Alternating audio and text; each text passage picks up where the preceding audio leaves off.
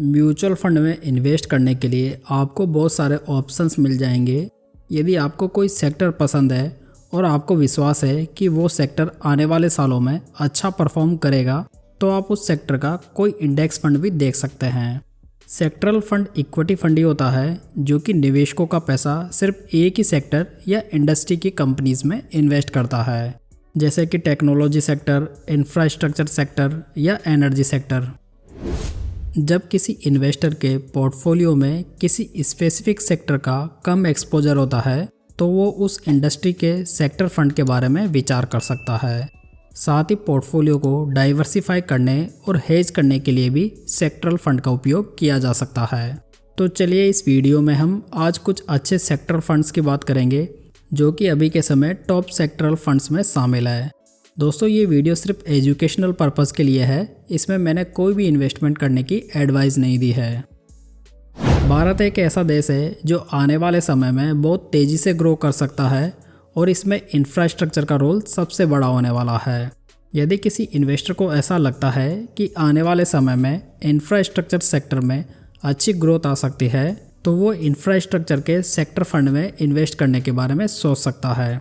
इस कैटेगरी में मैंने ICICI प्रूडेंशियल इंफ्रास्ट्रक्चर फंड का सिलेक्शन किया है। ये फंड ICICI फंड हाउस का एक सेक्टरल फंड है जिसने लास्ट 10 ईयर्स में 18.99% के एनुअलाइज रिटर्न्स बना कर दिए हैं, जबकि लास्ट 5 ईयर्स में ये रिटर्न्स 22.94% के रहे हैं और लास्ट 1 ईयर में 39.07% के। इस फंड का AUM अभी 3,230 करोड़ रुपए हो चुका है, मतलब कि इतना पैसा निवेशकों के द्वारा इस स्कीम में इन्वेस्ट किया जा चुका है। इसके डाइट प्लान का एक्सपेंस रेशियो 1.49% है, जो कि आपको लगभग सभी सेक्टरल फंड्स में थोड़ा ज़्यादा ही देखने को मिलेगा। ICICI इंफ्रास्ट्रक्चर फंड में यदि 10 साल पहले 1,000 रुपये की मंथली SIP शुरू की गई होती तो आज आपके 1,20,000 रुपये के निवेश की वैल्यू 3,29,618 रुपये होती। इस इंफ्रास्ट्रक्चर फंड के पोर्टफोलियो में energy, financial, construction, material and capital goods का हाईएस्ट एलोकेशन है। मतलब कि इंफ्रास्ट्रक्चर फंड होने के बावजूद भी इसका पोर्टफोलियो वेल डाइवर्सिफाइड नज़र आ रहा है। इन सब के अलावा इसके fund manager mister Ihab Dalwai consistent basis पर फंड के बेंचमार्क इंडेक्स के रिटर्न्स को आउट परफॉर्म कर रहे हैं, जो किसी भी एक्टिव फंड के सिलेक्शन में सबसे इम्पोर्टेंट क्राइटेरिया होता है।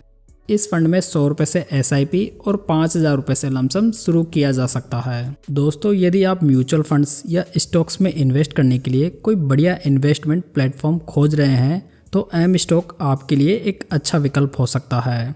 एम स्टॉक मिराई एसेट द्वारा ऑफर किए जाने वाला एक ट्रेडिंग प्लेटफॉर्म है जो कि आपको लाइफ टाइम जीरो ब्रोकरेज की सुविधा ऑफर करता है। एम स्टॉक में मेनली अभी 2 प्लान्स अवेलेबल हैं। फर्स्ट 999 का प्लान है जिसमें कि आपको जीरो ब्रोकरेज फॉर लाइफ की सुविधा मिल जाती है, जबकि सेकंड प्लान 149 का था जिसे अभी रिड्यूस करके 0 कर दिया गया है। एम स्टॉक ने लास्ट 1 ईयर में 3 लाख से भी ज़्यादा कस्टमर्स को ऐड किया है, जिसमें कि 2,40,000 करोड़ से भी ज़्यादा का टर्नओवर क्रॉस हो चुका है और 21 करोड़ से भी ज़्यादा ट्रेड हो चुके हैं। साथ ही इनके कस्टमर्स ने लास्ट 3 मंथ्स में 72 करोड़ से भी ज़्यादा की ब्रोकरेज सेव की है। एडिशनली एम स्टॉक आपको 6.99% की लोएस्ट इंटरेस्ट रेट के साथ में मार्जिन ट्रेडिंग की फैसिलिटी भी ऑफर करता है। एम स्टॉक के साथ में डीमैट अकाउंट ओपन करवाने और बाकी सभी डिटेल्स आपको नीचे डिस्क्रिप्शन बॉक्स में मिल जाएगी। वैसे आपको टेक्नोलॉजी फंड्स में लिमिटेड ऑप्शंस ही देखने को मिलेंगे। इसमें टोटल अभी के समय 6 फंड्स अवेलेबल हैं, जिसमें से सिर्फ एक फंड को छोड़कर पिछले 3 साल में किसी भी फंड ने अपने बेंचमार्क इंडेक्स के रिटर्न को बीट नहीं किया है। टेक्नोलॉजी सेक्टरल फंड में मैंने आदित्य बिरला सन लाइफ डिजिटल इंडिया फंड का सिलेक्शन किया है। ये फंड कंसिस्टेंट बेसिस पर अपने बेंचमार्क इंडेक्स के रिटर्न्स को पिछले 10 साल से बीट करता हुआ आ रहा है।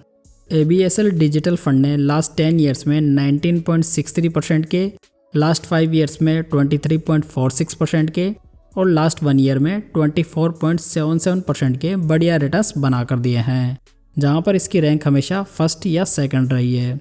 यदि इस फंड में आपने 10 साल पहले 1,000 रुपये की मंथली SIP शुरू की होती तो आज आपके 1,20,000 रुपये के निवेश की वैल्यू लगभग 3,72,730 रुपये हो गई होती।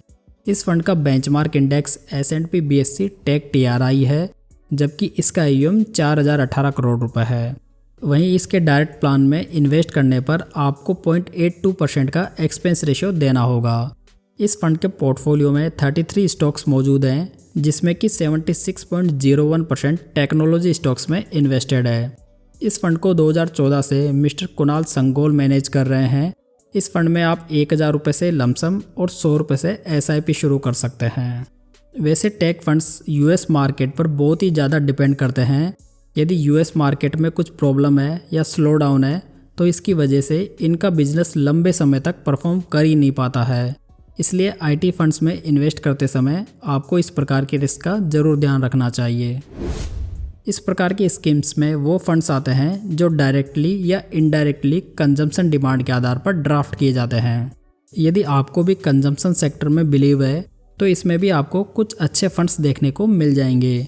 इस कैटेगरी में मैंने Mirae asset grade consumer fund को सिलेक्ट किया है, जो कि एक थीमेटिक कंजम्पशन कैटेगरी की एक ओपन एंडेड स्कीम है। लास्ट 7 ईयर्स में इस फंड की कैटेगरी में फर्स्ट रैंक रही है, जहां इसके रिटर्न्स 18.28% के रहे हैं। लास्ट 5 ईयर्स में ये 19.26% के हैं, जबकि लास्ट 1 ईयर में 23.58% के रिटर्न्स रहे हैं। यदि इस फंड में 1000 रुपये की मंथली SIP 10 साल पहले स्टार्ट की गई होती तो आज 1,20,000 रुपये के इन्वेस्टमेंट की करंट वैल्यू लगभग 3,20,602 रुपये होती। इस तरह इस फंड के रिटर्न्स काफ़ी अट्रैक्टिव नज़र आ रहे हैं। इस स्कीम का benchmark index Nifty India consumption TRI है, जबकि इस फंड का AUM 2,642 करोड़ रुपए हो चुका है। वहीं इसके डायरेक्ट प्लान का एक्सपेंस रेशियो देखें तो ये 0.78% है। अगर इस फंड का पोर्टफोलियो भी देखें तो ये भी काफ़ी बढ़िया नज़र आ रहा है, जिसमें आपको कई रेपुटेड लार्ज कैप कंपनियां देखने को मिल जाएगी। इनके पोर्टफोलियो में कंज्यूमर स्टेपल्स, सर्विसेज और ऑटोमोबाइल सेक्टर का हाईएस्ट एलोकेशन है। इस फंड के पोर्टफोलियो में लार्ज कैप स्टॉक्स की अधिकता होने की वजह से इसका बीटा रेशियो ओनली 0.71 है, जो कि इस फंड की लो वोलेटिलिटी को इंडिकेट करता है। इस फंड को 2016 से मिस्टर अंकित जैन मैनेज कर रहे हैं, जो कि मिरई के कुछ दूसरे फंड्स को भी अच्छे से मैनेज कर रहे हैं।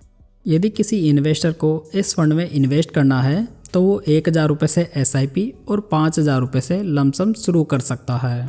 दोस्तों, सेक्टर फंड्स दो धारी तलवार जैसे होते हैं, मतलब कि सेक्टर फंड्स कई समय तक अच्छे रिटर्न्स बनाकर दे सकते हैं, लेकिन साथ ही कई बार पूरे सेक्टर में मंदी की वजह से पूरा फंड लंबे समय तक ही परफॉर्म नहीं कर पाता है, जैसे कि पिछले 2-3 साल से IT सेक्टर्स का हाल चल रहा है। इसलिए शॉर्ट टर्म निवेशकों के लिए तो सेक्टर फंड बिल्कुल भी बढ़िया नहीं माने जाते, लेकिन जो इन्वेस्टर लंबे समय के लिए थोड़ी रिस्क उठाने को तैयार है वो इनके बारे में सोच सकते हैं। तो उम्मीद करता हूँ दोस्तों ये जानकारी आपको अच्छी लगी होगी। इस वीडियो को लाइक, कमेंट और शेयर जरूर करें, साथ ही इस चैनल को अभी सब्सक्राइब कर लें। तो चलिए दोस्तों, फिर मिलते हैं एक नई जानकारी के साथ। तब तक जय हिंद, जय Bharat. Investments in securities markets are subject to market risks. Read all the related documents carefully before investing.